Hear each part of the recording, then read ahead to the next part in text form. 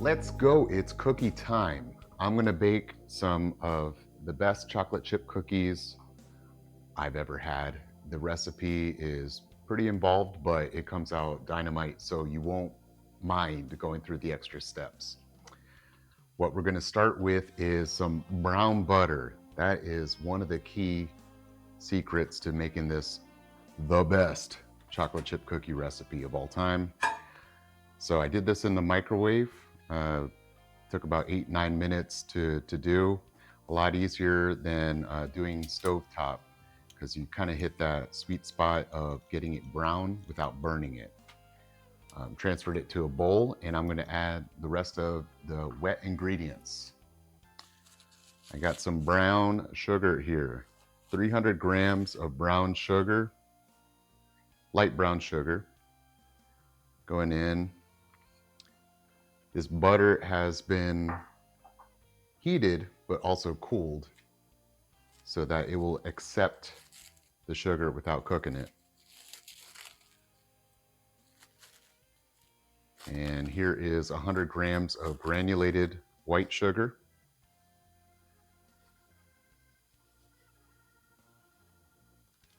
Good to the last drop. And let's mix those together.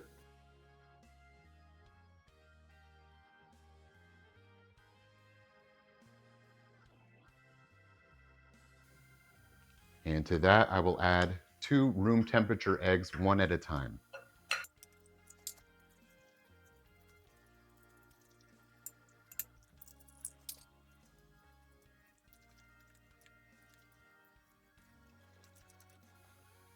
All right, that looks good.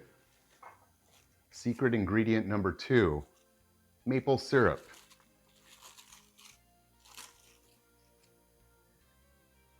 This is 1/4 cup of maple syrup. It definitely adds a depth that you don't normally get with other cookie recipes. So I like to add it in there with a teaspoon of vanilla extract.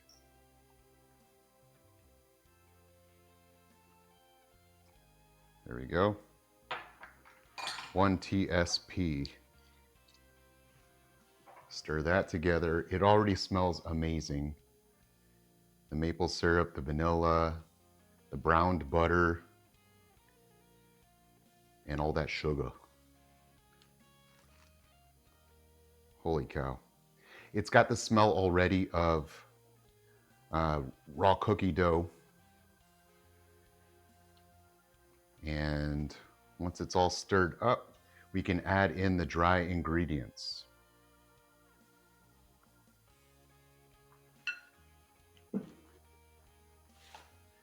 In this container, I've measured out 415 grams of all-purpose flour. King Arthur again. I gotta say that's my go-to when it comes to wheat flours. And I've also added in some baking soda and baking powder, salt, and cornstarch. So 2 teaspoons of cornstarch and a teaspoon each of the others.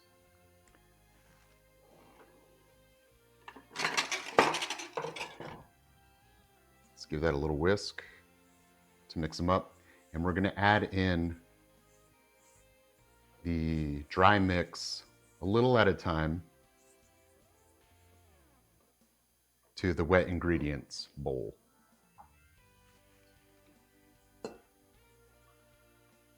We'll go about 1/3 at a time.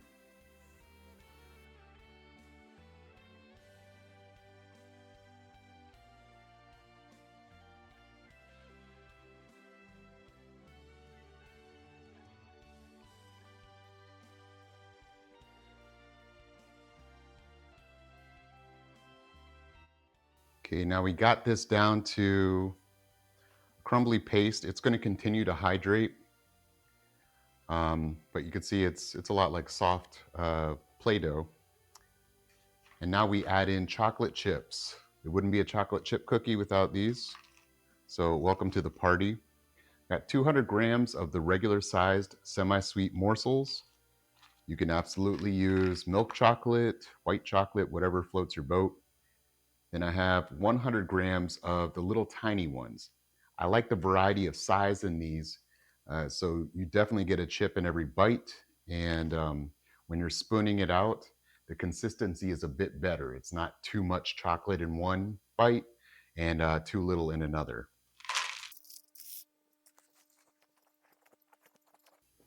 Don't get me wrong, these are definitely going to be chocolatey, but just want an even distribution of chocolate chips. Okay, we got that somewhat evenly mixed. And we're going to pop this in the fridge for at least a half an hour to set up a bit. The flour is going to hydrate a bit more. And after that, we'll be ready to spoon it out for cookies. Stay tuned. To the fridge we go.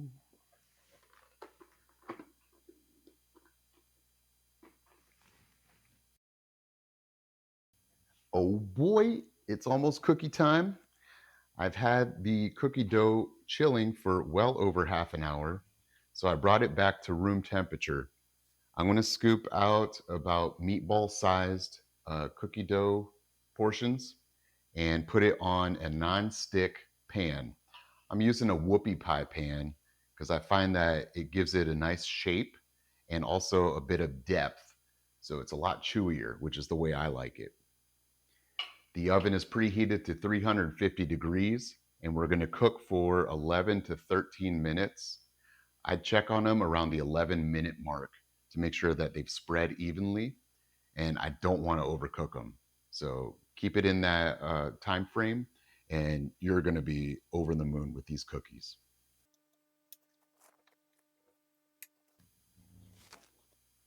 And there we go, 1 dozen cookies ready for the oven. I can barely wait. The cookies are in the oven, and I'm going to take this leftover cookie dough, wrap it up in wax paper, and wrap it again in plastic to store in the freezer for up to 3 months. I doubt they'll last that long, but here's 2 appearances. The cookies are ready. Not ready. They're still incredibly hot, straight out of the oven, and they are amazing. Amazing. They've got that perfect round shape from being in the whoopie pie pan. Um, you could lay them out however you want. You can make a giant cookie pie. Cooking times may adjust. As they cool, they'll deflate a little bit as the steam escapes. And once you're brave enough to take them out of the pan, I give it maybe 5 minutes. You are going to have the best chocolate chip cookie experience, hands down, gloves down.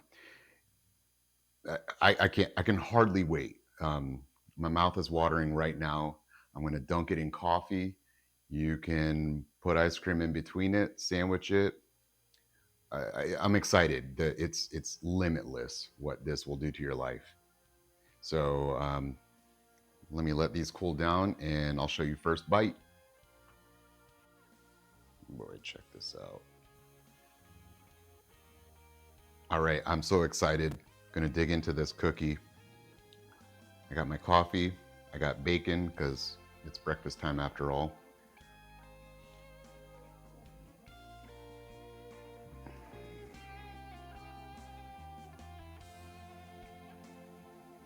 And time slows down.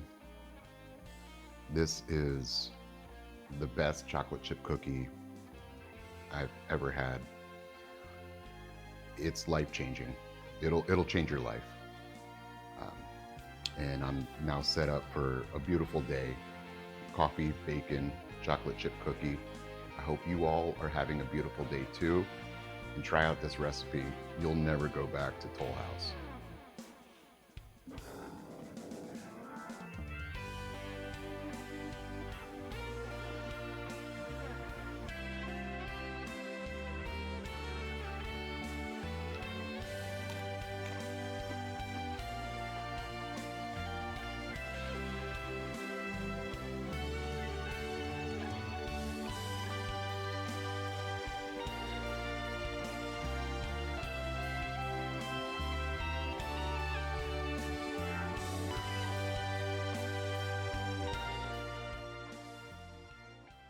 boy.